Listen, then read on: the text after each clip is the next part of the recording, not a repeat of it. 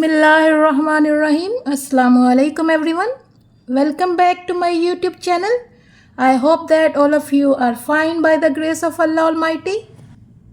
In this video, we will discuss the question answers of unit number 10 and the last unit of your book, the 3 questions, यानी कि 3 सवालात. It is a short story written by a Russian writer Leo Tolstoy. First of all, let's discuss the questions given within the text. And here comes the first one. What different suggestions were given to the king about how to determine the right time for every action?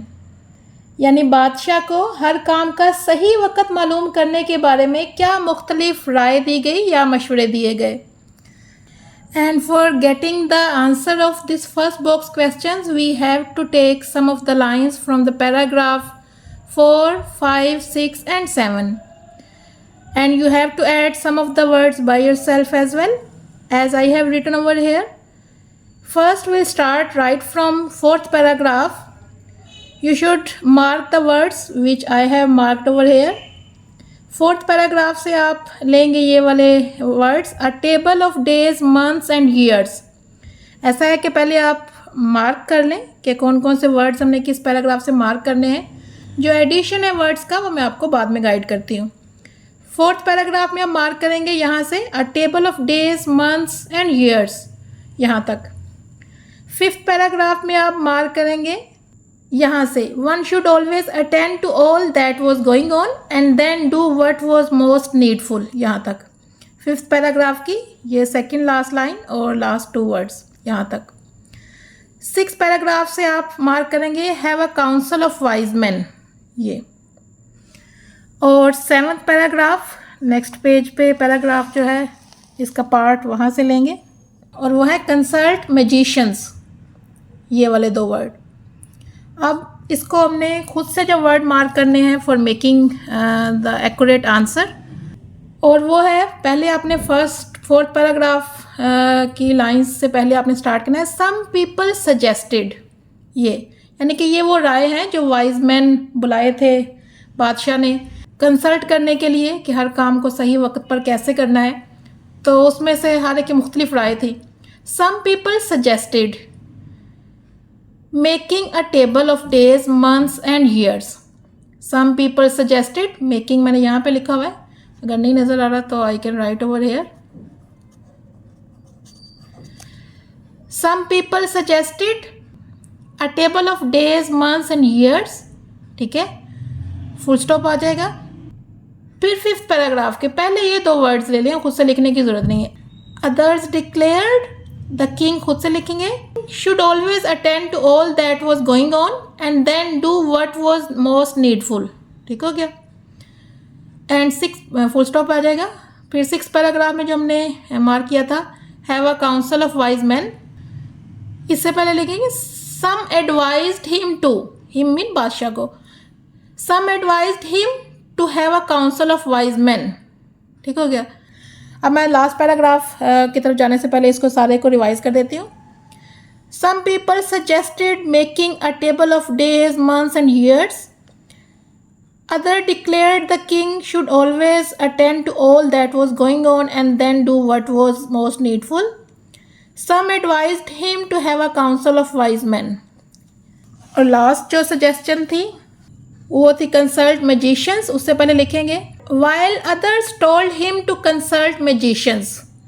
ठीक है, while others told him to consult magicians. So that was the answer of the first box question. Here comes the second box question and that is what 3 questions did the king ask the wise hermit. Hermit कहते हैं वो दरवेश लोग जो गारों में और जंगलात में रहते हैं, उनको हर्मिट कहा जाता है. यानी कि बादशाह ने दाना दरवेश से कौन से 3 सवालात पूछे. And the answer is here in 13th paragraph. How can I learn to do the right thing at the right time, that was the first question. Who are the people I most need and to whom should I therefore pay more attention than to the rest. And the third question is, and what affairs are the most important and need my first attention. यहाँ तक 13 paragraph में how से लेके attention तक। And the third box question is what did the king do after helping the hermit carry the wounded man into the हट। यानी कि ज़ख्मी आदमी को झोंपड़ी में ले जाने के बाद बादशाह ने क्या किया। Will start from the question after. अब आफ्टर का ए जो है कैपिटल में लिखेंगे।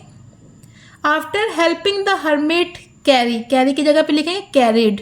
After helping the hermit carried the wounded man into the हट, यहाँ तक।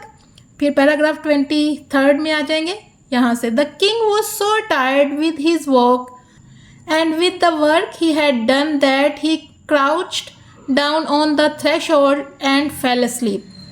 ऑल्सो नहीं लगाएंगे, and fell asleep।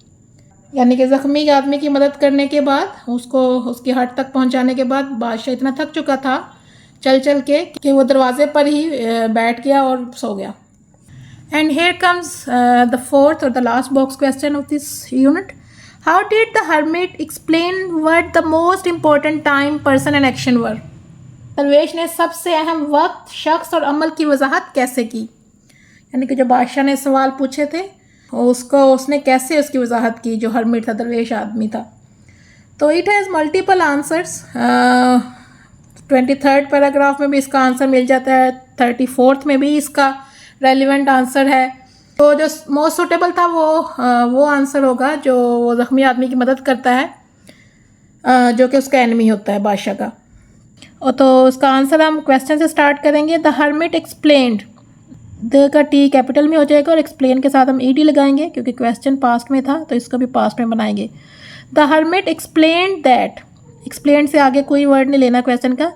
The hermit explained that, अब यहाँ से पैराग्राफ 33rd से, the most important time was when you were attending to him, for if you had not bound up his wounds he would have died without having made peace with you. So he was the most important man and what you did for him was your most important business। यहाँ तक the से लेके business तक। अब changes क्या करने हैं आपने, यहाँ पे यू की जगह पे लिखना है द किंग। तो वो वर नहीं आएगा, यू वर होता है, लेकिन अब किंग हमने लिख दिया है तो वॉज आएगा। The king was, you were की जगह पे लिखेंगे द किंग वॉज। तो और हिम की जगह पे लिखेंगे a man, attending a man. For if you की जगह पे लिखेंगे ही।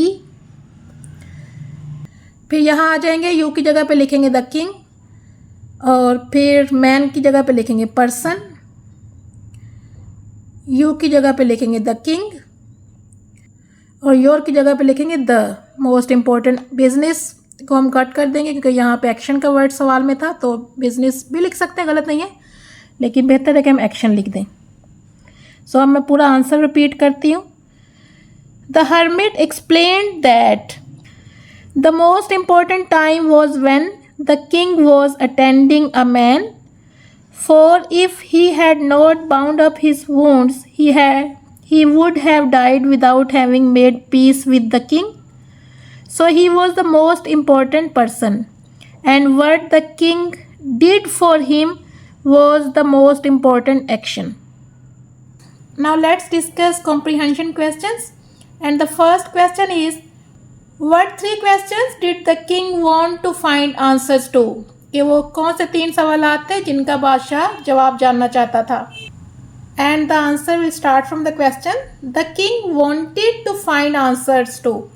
अब द का टी कैपिटल में हो जाएगा, want को wanted कर देंगे। The king wanted to find answers to। अब इसका आंसर भी सेम ही है जो हमने बॉक्स क्वेश्चन का मार्क किया था। हाउ कैन आई लर्न, यहाँ से लेके माई फर्स्ट अटेंशन यहाँ तक सेम है, वही जो भी हमने बॉक्स क्वेश्चन का मार्क किया था। वो 3 सवाल ही लिखने हैं, हाउ से लेके 13 पैराग्राफ में, हाउ से लेके अटेंशन तक। Question number 2, why did the king first turn to the learn man in his kingdom. कि बादशाह ने सबसे पहले अपने मुल्क के दानिशमंद लोगों से क्यों रुजू किया। So there wasn't any exact answer in the text, so the answer I have written over here, but we'll start from the question. The का टी कैपिटल में हो जाएगा, टर्न के साथ ईडी लगाएंगे।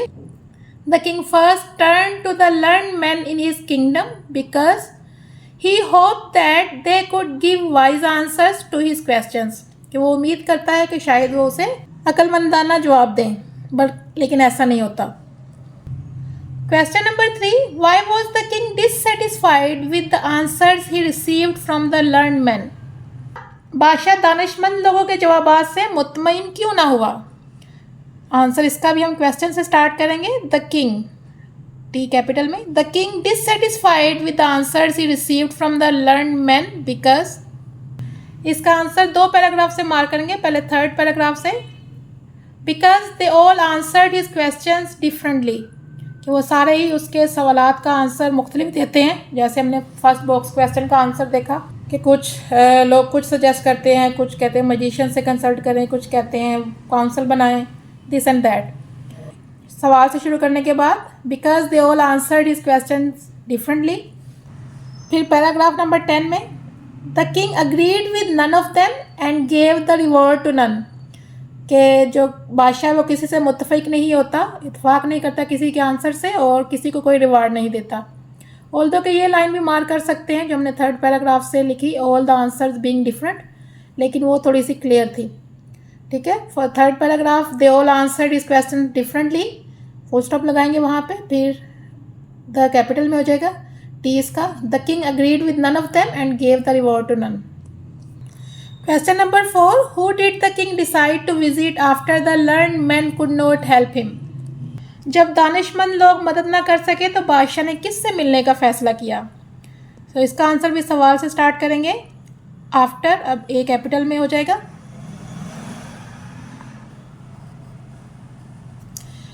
After the learned man could not help him, यहाँ तक। फिर 10th पैराग्राफ में आ जाएंगे। He decided to consult a hermit widely renowned for his wisdom। तो वो एक दरवेश से मशवरा करता है जो कि अपनी दानिशमंदी की वजह से बहुत मशहूर था। Question number 5, how did the hermit respond when the king asked him to 3 questions।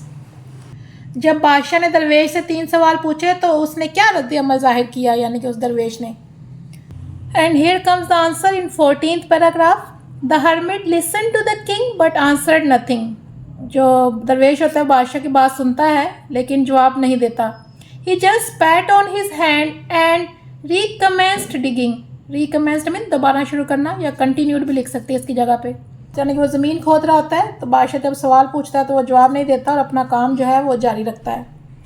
So 14 paragraph में द हर्मिट से लेके डिगिंग तक। Okay students, that was all from today's lecture. I hope that you have marked the answers correctly.